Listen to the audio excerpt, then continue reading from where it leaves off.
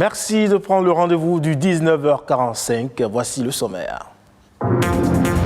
Ce 27 mars, on célèbre la Journée mondiale du théâtre. Créée depuis 1961, cette journée permet aux acteurs de la scène de s'interroger sur la promotion de cet art et son rôle dans le développement d'une nation. Alors que le tableau sanitaire lié au coronavirus ne cesse d'évoluer avec de plus en plus de décès enregistrés, le respect du port du masque en tout lieu n'est toujours pas évident. Constat à suivre dans cette édition.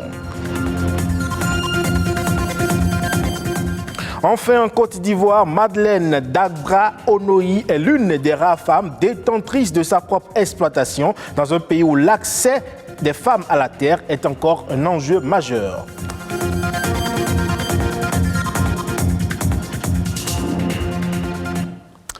Aujourd'hui, 27 mars, c'est la journée mondiale du théâtre, une journée au cours de laquelle les arts de la scène sont mis en avant et offrent l'occasion aux acteurs de faire l'état des lieux du théâtre au Bénin au regard justement de la place inclusive qu'il occupe dans le développement d'un pays. De la formation au professionnalisme dans le secteur, voici des précisions.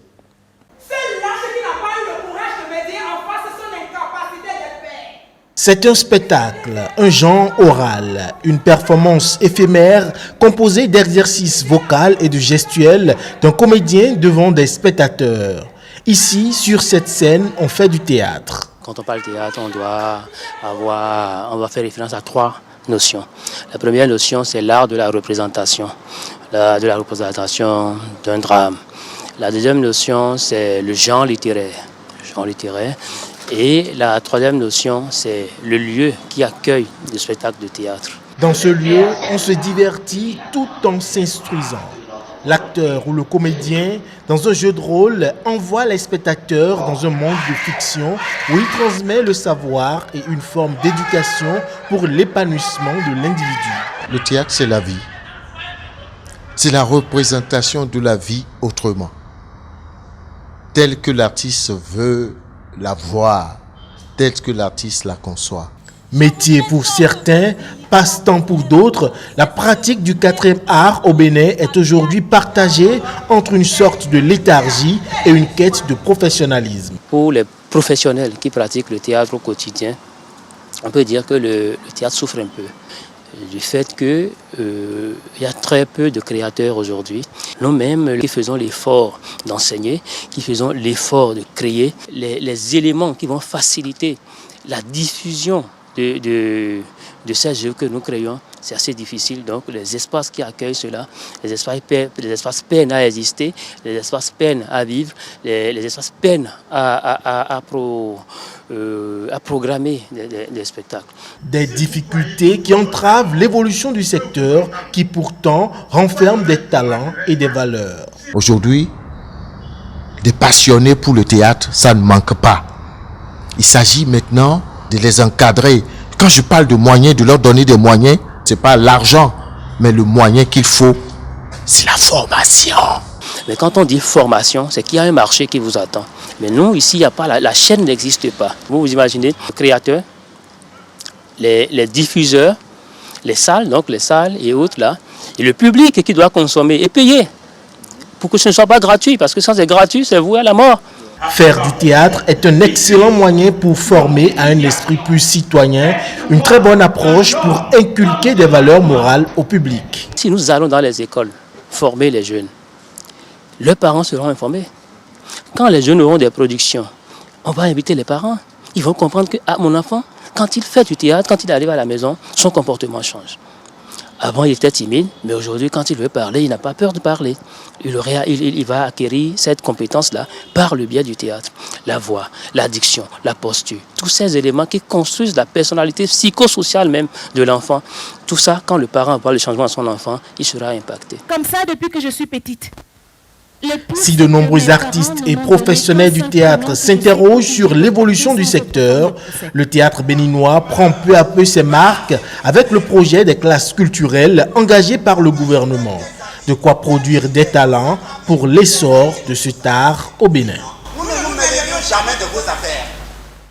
Le nombre de décès liés au coronavirus ne cesse de s'alourdir et de nouveaux cas d'être enregistrés ces derniers jours. Et pourtant, les gestes barrières restent d'actualité, surtout le port du masque. Malheureusement, on note un relâchement au niveau des populations. Une équipe de la rédaction a sillonné quelques lieux publics et quartiers pour faire le constat. Je constate, comme vous et moi, que tout le monde ne porte pas. Regardez les jeunes qui viennent déjà devant nous. Ils n'ont pas leur masque. Le port de masque obligatoire contre la pandémie du moment, le coronavirus, l'une des mesures barrières fortement redoutées dans les marchés, les lieux publics et même dans les quartiers. Nous sommes ici à Godomè, commune d'Abomey-Calavi. Notre caméra surprend ces deux dames qui s'apprêtent à être remorquées par ce conducteur de taxi-moto. La jeune fille n'éprouve aucune gêne à ne pas porter son masque en cette période de pandémie. Tout le monde ne croit pas que la maladie existe. Tout le monde ne croit pas. Malgré les sensibilisations, tout ce qui se passe, les gens ne croient pas. Ils attendent qu'un de leurs proches meure de ça ou ait l'exemple avant de croire. Mais c'est dommage, c'est vraiment dommage. Masque sous le menton, le temps de s'aérer le visage ou de faire autre chose. Un geste qui rend, selon les spécialistes, le masque inefficace contre le coronavirus. Dans l'espace public, tout comme dans les quartiers, certaines personnes circulent sans porter leur masque de protection. Souvent, beaucoup de gens ne portent pas dans les ruelles. Mais si c'est pour sortir, pour aller en ville, on voit plus les gens, la majorité des gens portent. Mais dans les ruelles, peu de gens le portent. Et aussi, il y a des gens qui ne portent pas parce qu'ils disent qu'ils ont du mal à respirer. Il y a des gens qui se disent, si je ne le porte pas, on va m'attraper. C'est ça qui fait qu'ils portent ça. Mais d'autres ont vraiment pris conscience que la maladie existe réellement. La maladie liée au coronavirus existe bel et bien au Bénin, selon les statistiques évolutives données par le gouvernement. Au marché d'Antokpa, tout porte à croire qu'ici, le respect des mesures barrières est facultatif. Le port de masque obligatoire est loin d'être une priorité pour certains clients et commerçants. Beaucoup d'entre nous, on se dit non, la maladie n'existe pas, ce n'est pas pour nous les Africains. Et puis souvent, on voit qu'ils mettent les marques sous le menton ou bien sur le front. Et ce n'est pas vraiment ça qui va arrêter la maladie. Sur les parvis qui mènent à la mosquée centrale du quartier Aïguedo, des fidèles musulmans marchent allègrement, les uns collés aux autres, sans respecter la distanciation sociale et le port obligatoire du masque de protection. C'est des gens qui jusqu'à présent ne comprennent pas que non seulement ils se protègent, mais également ils protègent les autres.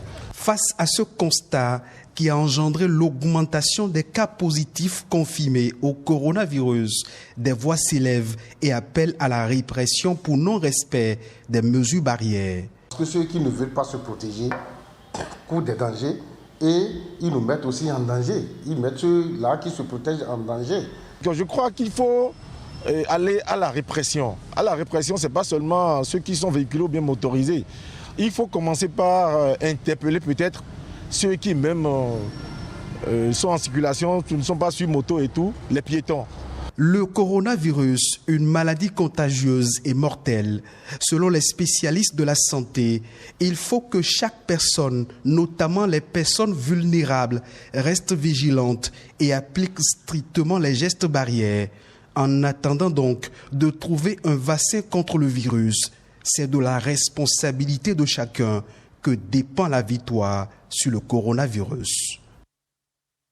Parlons à présent des légumineuses qui sont des cultures riches en nutriments et ont une teneur élevée en protéines. C'est une source de protéines idéale, en particulier dans les régions où la viande et les produits laitiers ne sont pas accessibles pour des raisons géographiques ou encore économiques. Plus de précision dans cet élément. Les légumineuses contiennent du fer. Le fer, c'est un minéral dont on a besoin pour le bon fonctionnement de l'organisme. Quand tu fais par exemple un test d'hémoglobine et tu constates tu n'es pas dans les normes, parce que les normes c'est entre 6 et 15, et quand tu dépasses les normes ou bien tu es sous les normes, ça veut dire qu'il y a un problème. Donc il faut aller te ressourcer en légumineuses. En quelques semaines, tu as un bon taux d'hémoglobine pour faire fonctionner tes globules rouges. Les légumineuses sont déjà quelque chose que Dieu a créé de façon conservatoire. Donc, vous voyez que c'est sec. Et quand c'est sec, il faut mettre ça peut-être dans un panier ou bien... Il ne faut pas mettre ça dans le sachet. Les gens ont l'habitude de mettre ça dans le sachet et laisser ça quelque part. Non, mettez ça dans un panier, dans un seau en plastique et vous laissez ça pendant un temps donné. Maintenant, quand ça commence par produire des insectes, il faut savoir que c'est de bons légumineuses pour l'organisme. Tout ce qui produit des insectes est de bonnes sources. Ça veut dire qu'il n'y a pas d'additifs, il n'y a pas d'OGM. Les légumineuses ne sont pas adaptées à tout organisme. Il y a d'autres, quand ils prennent par exemple le vanjou, ça leur crée d'autres problèmes. Il y a d'autres, quand ils consomment le cassoulet, ils ont la diarrhée. Donc, accentuez-vous sur le mode de cuisson et savoir que la partie importante est la peau. Lorsque vous voulez préparer les légumineuses, trempez-les 24 heures, vous verrez que l'eau est mousseuse et vous changez cette eau. La première vapeur à la cuisson, vous changez encore. Je pense que vous avez déjà atténué les nocivités qui se retrouvent dans la peau des légumineuses. Direction la Côte d'Ivoire où l'économie ivoirienne est en grande partie basée sur l'agriculture qui occupe 66% de la population dont la grande partie est une main-d'œuvre féminine. Et pourtant difficile pour ces femmes de récolter les fruits de leur labeur et d'avoir une quelconque responsabilité. Madeleine Dagba-Onoï fait figure d'exception. Elle gère sa propre exploitation. C'est ce que nous dit ce reportage. En Côte d'Ivoire, beaucoup de femmes travaillent dans les champs. Mais rares sont celles qui, comme Madeleine, gèrent leur propre plantation. Elle a d'ailleurs construit la plus belle maison du village. Les terres qui la font vivre lui ont été confiées à la mort de son père. Parce que l'aîné ne veut pas venir au village. Donc je ne pouvais pas laisser comme ça. Si je laisse ça comme ça, si d'autres personnes prennent, c'est pas bon. Je suis venue, j'ai planté ça. J'ai planté les verres. Le travail du champ, ce n'est pas une mince affaire, c'est très difficile. Mais j'ai pu faire ça. Difficile quand on vit dans un monde d'hommes. Selon les coutumes de la région, une fille n'hérite pas de son père. Madeleine, pourtant, est très respectée par les autres planteurs. Sa famille était en fait en avance sur son temps. Une loi de 2019 permet aujourd'hui d'allouer la succession aux filles du défunt, mais très peu de gens le savent. Il y a des lois même qui existent en Côte d'Ivoire que nous ne connaissons pas. Nos députés, là, les gens que nous élisons, qui vont à l'Assemblée nationale, ils ne prennent pas la peine de nous expliquer ce qui se passe dans l'hémicycle. À Abidjan, la capitale économique, les militants s'activent pour que les femmes connaissent mieux leurs droits. Cette juriste utilise par exemple les réseaux sociaux pour informer. Elle poste régulièrement des vidéos sur sa page Facebook qui est suivie par des milliers d'abonnés. Bienvenue dans le lexique juridique. Aujourd'hui, nous allons parler de l'ordre des successibles dans le cadre d'une succession légale. Depuis 2013 en Côte d'Ivoire, il y a eu énormément d'avancées juridiques. Tant sur la loi du mariage que même sur la loi des successions, c'est bien. Maintenant, il faut que les citoyens ivoiriens se sentent concernés. Une veuve aujourd'hui qui sait qu'elle peut hériter au même titre que ses enfants, qui ne va pas ouvrir une succession en bonne et due forme et laisser le juge partager la succession, qui se fait tout arracher. Aujourd'hui, moi, j'ai mal parce que le droit la priorise, mais elle ne va pas bénéficier de cette loi.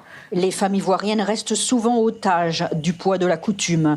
Malgré ces avancées en matière de code de la famille, la Côte d'Ivoire a encore un long chemin à parcourir afin que les femmes bénéficient toutes de leurs droits. Et c'est sur ce tellement peu que prend fin ce 19h45. Merci pour votre aimable attention. Vous pouvez retrouver cette édition sur le site de l'ORTB, www.ortb.bj. Portez-vous bien et à demain.